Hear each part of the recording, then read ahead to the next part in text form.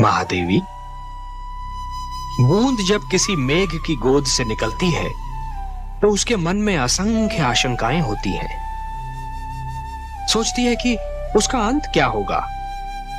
क्या वो किसी मरुस्थल की सुलगती रेत पर गिरेगी और सूख जाएगी, या किसी सुलगते अंगारे पर गिरेगी और भस्म हो जाएगी, या फिर किसी कांटे पर गिरेगी और उसका शरीर छलनी हो जाएगा।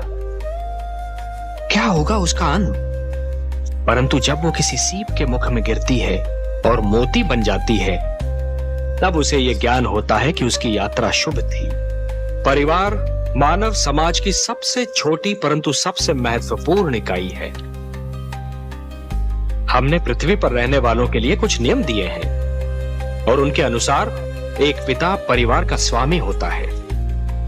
पुत्र को प्यार देना, उसका संरक्षण करना पिता का कर्तव्य है। एक पिता ब्रह्मा भी होता है और विष्णु भी। वो जन्म भी देता है और पुत्र का पालन पोषण भी करता है। देवी, संघर्ष का संबंध आयु से नहीं, इच्छा शक्ति और मन की लगन से होता है। भड़कती हुई ज्वाला पहले छोटी सी चिंगारी ही होती है। माना कि ध्रुव सर्वस्व त्याग कर मेरा दर्शनाभिलाषी है देवी, परंतु जो मेरे साधारण भक्त हैं, उनका भी तो मुझ पर अधिकार है। आप तो जानती हैं देवी कि जो भी सच्चे मन से मुझे पुकारे, मैं उसी का हो जाता हूं। तो फिर यह कैसे संभव है देवी कि मैं अपने असंख्य भक्तों को भूलकर केवल एक बालक को कृतार्थ करूं? देवी, सूर्य अपना प्रकाश बांटते समय राजा के महल और दीन की कुटिया में अंतर नहीं करता। वर्षा का बादल मधुवन पर बरसता है तो मरुस्थल की प्यास भी बुझाता है। तो फिर यह कैसे संभव है देवी कि मैं अपने भक्तों में पक्षपात करूं? हे महादेवी, ये मत भूलिए कि ईश्वर भी ईश्वरत्व के नियम से बंधा है और ईश्वरत्व का नियम है समानता। मेरी दृष्टि में समस्त मानव जाति समान है। मैं धरती पर जा अवश्य सकता हूं देवी, किंतु समस्त मानव समूह के कल्याण के लिए। महादेवी, जिस प्रकार जब जल माटी को गीला कर देता है तो माटी में से सुंदर अंकुर फूटते हैं, उसी प्रकार जब भक्ति मन को उदार बना देती है तो मन में सुंदर विचारों का जन्म होता है। जिस प्रकार वर्षा फूल पर जमी हुई धूल को धोकर फूल को स्वच्छ और निर्मल बना देती है, उसी प्रकार जब श्रद्धा मन को छूती है तो मन को पवित्र और उज्जवल बना देती है।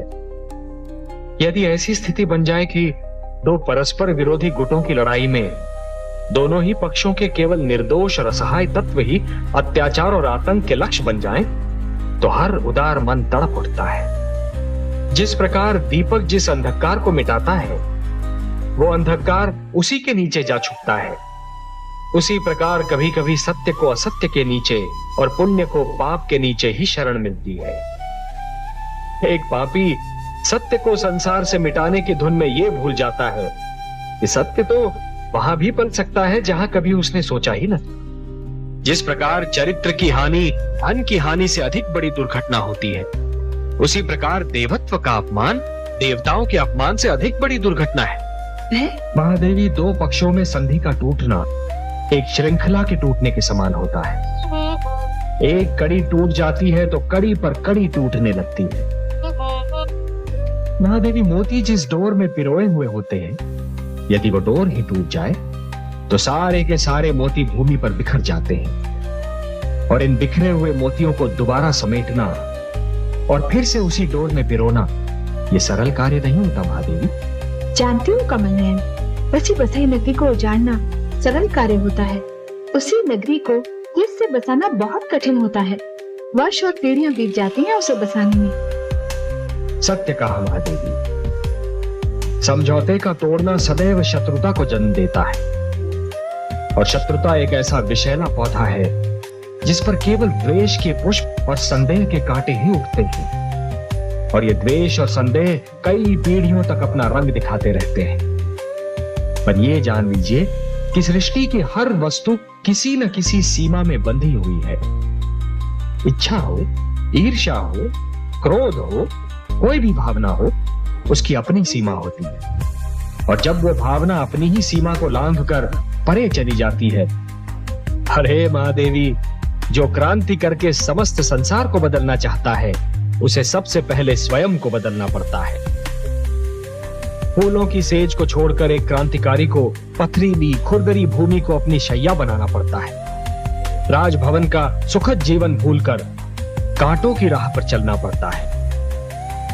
क्रांति की पहली मांग है त्याग, और त्याग की पहली मांग है सहनशीलता। जिस प्रकार कुंदन बनने के लिए सोने को पहले अग्नि में तपना पड़ता है, उसी प्रकार किसी भी व्यक्ति को अपनी भीतर की क्षमताओं को जानने के लिए परीक्षा की अग्नि में तपना पड़ता है। महादेवी, जिस प्रकार एक कृषक लहराते हुए खेत को देखकर प्रसन्न तो हो जाता है, परंतु उसके मन में एक आशंका रहती है कि क्या अगले वर्ष भी खेती यूं ही लहराएगी या सूखी रह जाएगी। मेरे मन में भी यही आशंका है महादेवी कि प्रहलाद की बनाई हुई परंपरा उसकी अगली पीढ़ियों तक बनी रहेगी या नहीं। मेरा पौत्र विरोचन अब युवा होने वाला है। देखते हैं वो अपने पिता से कौन से गुण प्राप्त करता है। प्रहलाद की एक परीक्षा ये भी होगी कि जिन आसुरी प्रवृत्तियों को उसने बदल दिया, क्या वो उन्हें दोबारा उभरने से रोक पाता है। और क्या किया दुष्ट विरोचन। महादेवी, निस्संदेह ये निर्णय कठिन होगा, परंतु एक अवसर भी तो है पुत्र प्रहलाद के लिए ये जानने का कि पिता प्रहलाद और राजा प्रहलाद दो भिन्न व्यक्तित्व है। जिस प्रकार योग्य तोल के लिए प्रजा के दोनों पलड़ों का संतुलित रहना आवश्यक होता है, उसी प्रकार प्रजा का न्याय करते समय राजा का भी संतुलित होना बहुत आवश्यक होता है। महादेवी, सिंहासन पर बैठने के उपरांत एक राजा को यह जान लेना चाहिए महादेवी कि अपने परिवार और अपनी प्रजा के साथ उसका संबंध एक समान है। वो ना तो किसी का पिता है, ना किसी का पुत्र, और ना ही किसी का भ्राता। हे देवर्षि, जिस प्रकार यदि कोई व्यक्ति उधार लिए हुए धन को यदि अपनी संपत्ति मानेगा तो बहुत शीघ्र कंगाल हो जाएगा। यही तो विधि का विधान है महादेवी। जो दूसरे को दुख देकर हंसता है, होनी उसे दुख देकर 100 बार रुलाती है। इसलिए दूसरों को दुख देने से पहले इतना अवश्य सोच लेना चाहिए कि यदि इसी दुख का वज्र अपने सिर पर गिरे तो क्या होगा। महादेवी, जिस प्रकार बिच्छू को यह ज्ञान नहीं होता कि उसका डंक केवल किसी और को नहीं स्वयं उसे भी चुभ सकता है, उसी प्रकार एक दुष्कर्मी को भी यह ज्ञान नहीं होता कि उसका दुष्कर्म स्वयं उसे भी हानि पहुंचा सकता है।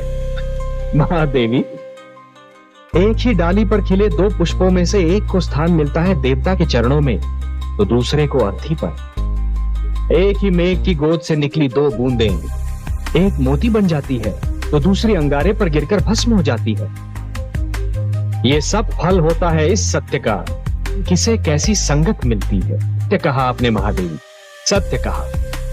और इसीलिए माता पिता को सबसे अधिक ध्यान बाल्यावस्था में संतान के चरित्र निर्माण पर ही देना चाहिए। इस प्रकार जब जल माटी को गीला कर देता है तो माटी में से सुंदर अंकुर फूटते हैं। उसी प्रकार जब भक्ति मन को उदार बना देती है तो मन में सुंदर विचारों का जन्म होता है। महादेवी, जिसके मन में खोट नहीं होती वो स्वयं को भी सच्चा समझता है और दूसरों को भी, और जिसे अपनी भूल का विस्मरण होता है उसे उसका दंड अवश्य मिलता है। इतिहास रचा ही इसलिए जाता है महादेवी कि आने वाली पीढ़ियां ये देख सकें कि उनके पहले की पीढ़ियों ने क्या भूल की और वो उस भूल को ना दोहराए। यदि दोहराती हैं तो दंड पाती हैं, दुख झेलती हैं। जानता हूं महादेवी, क्षति पहुंचाने वाले को दंड देना तो बहुत सरल है, पर उसे क्षमा करना बहुत कठिन। और जो क्षति पहुंचाने वाले को क्षमा कर सकता है वो तो पूजनीय है। कमल नयन, उत्सव वो है जो आत्मा को शांति दे, जो सारे नगर का जीवन अस्त व्यस्त कर दे, जिसमें मदिरा पीकर सब अपनी सुध बुध खो बैठे। उत्सव नहीं,